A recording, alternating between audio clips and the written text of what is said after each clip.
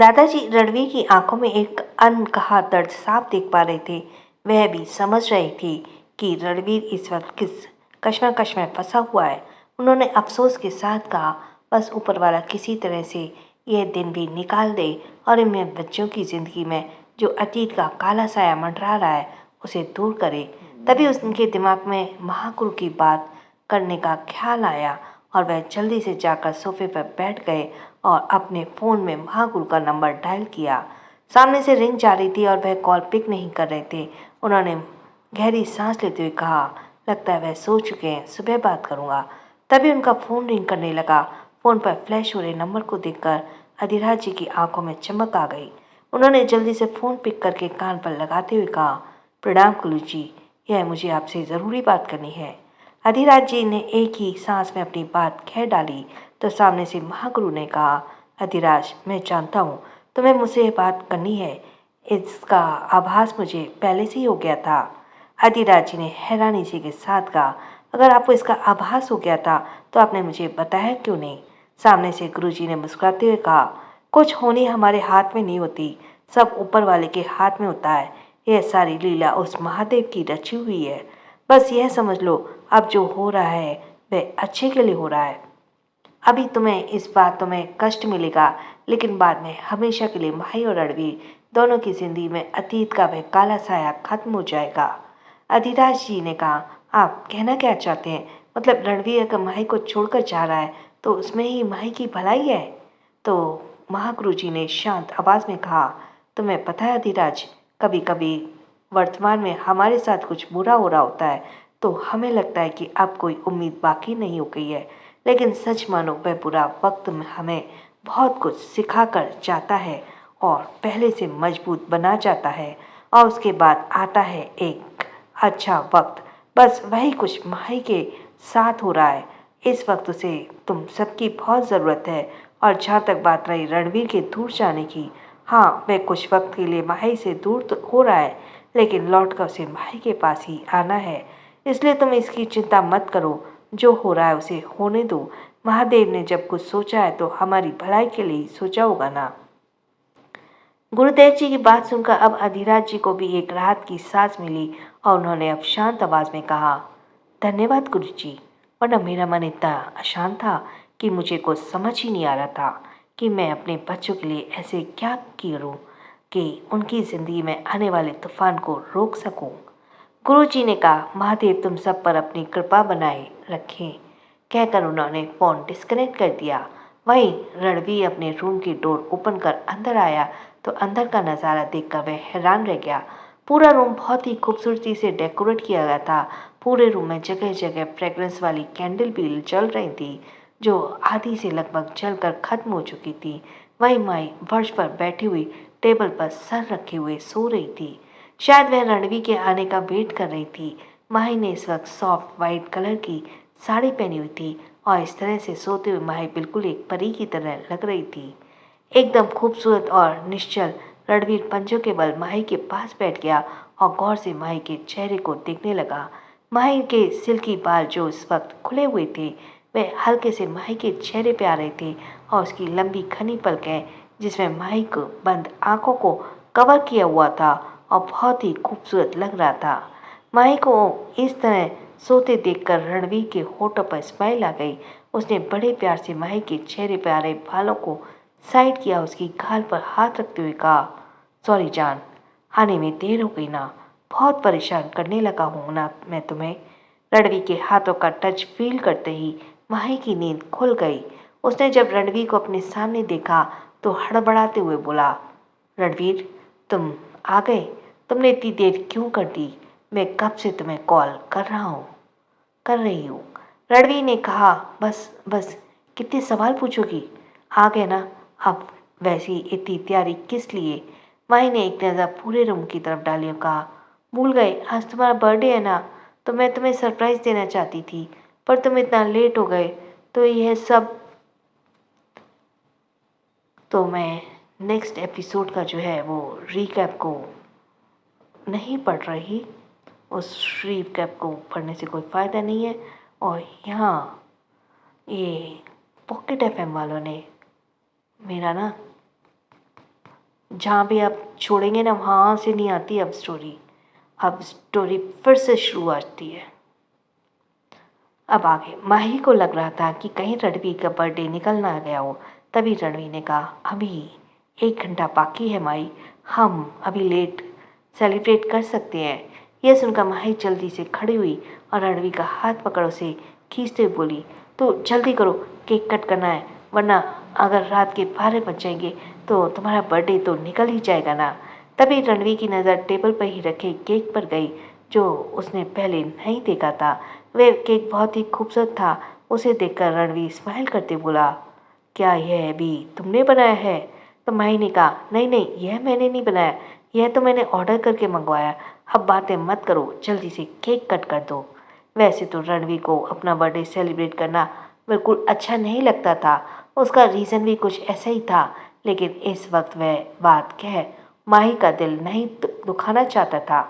इसलिए उसने भी मुस्कुरा कर कहा, ठीक है, जैसा तुम कहो। वो अभी सोफे पर बैठने के लिए जा ही रहा था, तभी उसका फ़ोन रिंग करने लगा। रणवीर ने पॉकेट से अपना फ़ोन निकाला और जब फ़ोन की स्क्रीन की तरफ देखा तो उसके चेहरे के भाव कुछ पल के लिए सीरियस हो गए। उसने माही की तरफ देखते हुए कहा, माही, मैं अभी 5 मिनट में आया, बस ज़रूरी कॉल है। माही ने कहा, बाद में कॉल कर लेना, पहले केक कट करो। रणवीर ने कहा, बस 2 मिनट, अभी आया। कहकर रणवीर बिना माही को कुछ बोले मौका दिए बालकनी की तरफ बढ़ गया। माही वहीं सोफे पर अपनी हथेली को चिन टिकाए बैठी हुई थी। वह भी है ना, पता नहीं इतनी रात को किसने कॉल किया। माही को वहाँ बैठे 10 मिनट का वक्त हो चुका था। वह उसे सब्र नहीं हो रहा था। वह खड़े होते हुए बोली, ये बाहर जाकर भूल ही गए, उन्हें केक भी कट करना है, क्या करूँ मैं इनका? कहकर माही बालकनी की तरफ गई और उस समय रणवीर की पीठ माही की तरफ थी, इसलिए रणवीर को पता नहीं चला कि माही की बालकनी में आई है। रणवीर उस वक्त किसी से बातें कर रहा था। मैं कल सुबह जल्दी निकल जाऊंगा, इस बारे में माही को कुछ नहीं पता है और उसे मैं बताना भी नहीं चाहता, वरना वह मुझे जाने नहीं देगी और मुझे करना ही होगा। बस कुछ महीने की बात है। रणवीर आगे कुछ कह पाता तभी माही की आवाज़ उसके कानों में आई, कहाँ जाने की बात हो रही है आप बताइए, और कुछ महीने, आप कुछ महीने के लिए कहीं जाने वाले हो? यह सुनते ही रणवीर एकदम से शॉक्ड हो गया। उसने हड़बड़ाते हुए कॉल को दूसरी तरफ मौजूद शख्स से कहा, मैं तुमसे बाद में बात करता हूँ। कहते हुए फ़ोन डिस्कनेक्ट किया और पीछे पलटकर माही की तरफ देखा, जो अपनी आंखों में कई सवाल लिए उसे ही देख रही थी। रणवीर ने कहा, कुछ भी नहीं माही, और तुम यहाँ क्या कर रही हो? माही ने कहा, वह सब छोड़िए, पहले यह बताइए आप कहाँ जाने की बात कर रहे हैं? आपने कहा कुछ महीने के लिए, क्या मुझे छोड़कर जाने वाले हैं? माही की आवाज़ में घबराहट साफ महसूस हो रही थी। रणवीर ने बात बदलने का इरादे से कहा, वह सब छोड़ो, चलो केक कट करते हैं। जैसे ही रणवीर ने माही को ले जाना चाहा, तभी माही ने झटके से अपना हाथ छुड़ाते हुए कहा, नहीं, पहले मुझे बताइए आप कहाँ जाने की बात कर रहे हैं? आप मुझे छोड़कर जाना चाहते हैं क्या? मैंने खुद सुना अभी। रणवीर ने एक गहरी सांस लेते हुए कहा, माही, मैंने कहा ना, ऐसी कोई बात नहीं है, चलो अब अंदर। माही तो जैसे जिद पर आ गई थी। उसे अंदर ही अंदर घबराहट हो रही थी। हालांकि ये घबराहट तो उसे पिछले 2 दिन से ही हो रही थी कि कुछ तो गलत होने वाला है, लेकिन वह बार बार इन बातों को इग्नोर कर रही थी। लेकिन जब उसने रणवीर के मुंह से बात सुनी तो अब जाकर उसे अनजाने डर का एहसास होने लगा। उसने रणवीर के हाथों को पकड़ते हुए कहा, बताइए ना मुझे रणवीर जी, कहाँ जा रहे हैं आप? वह भी कुछ महीने के लिए क्यों? आप मुझे छोड़कर क्यों जाना चाहते हैं? क्या मुझसे कोई गलती हुई है? आप उस दिन भी मुझ पर गुस्सा हो रहे थे। माही के बार बार एक ही सवाल को सुनकर रणवीर, जो खुद को काफ़ी हद तक शांत करने की कोशिश कर रहा था, अचानक ही उसका गुस्सा भड़क गया और एकदम से चिल्लाते बोला, शट अप माही, हर बात तुम्हें बतानी ज़रूरी नहीं होती है, और यह जिद करना बंद करो, बच्ची नहीं हो तुम। रणवीर इतनी तेज चिल्लाया था कि माखी ने डर कर एकदम से रणवीर का हाथ छोड़ दिया और वो हैरानी से आंखें बड़ी किए रणवीर को देखने लगी। अचानक से रणवीर को क्या हो जाता है और इसी के साथ माही की आंखों से आंसू बहने लगे। माही की आंखों में आंसू देखकर रणवीर को रियलाइज हुआ कि उसने एक बार फिर से माही का दिल दुखाया। वह इसी बातों से तो डर रहा था। उसने माही को शांत कराते हुए कहा, देखो मेरी बात सुनो, तुम मुझसे ऐसे जिद मत किया करो। हाँ मैं चाह रहा हूँ, पर कुछ महीनों के लिए। माही ने नर्वस होते हुए कहा, कुछ महीने के लिए नहीं जाने दूंगी तुम्हें कहीं भी।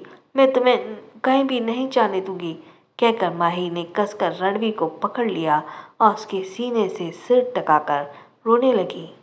रणवीर ने कहा, माही जिद मत करो, मेरा जाना ज़रूरी है। अब भला रणवीर माही को क्या ही छुपाता, क्योंकि माही ने उसकी सारी बातें सुन ली थी। माही ने फिर से कहा, मैं तुम्हें नहीं जाने दूंगी रणवीर। सुना तुमने?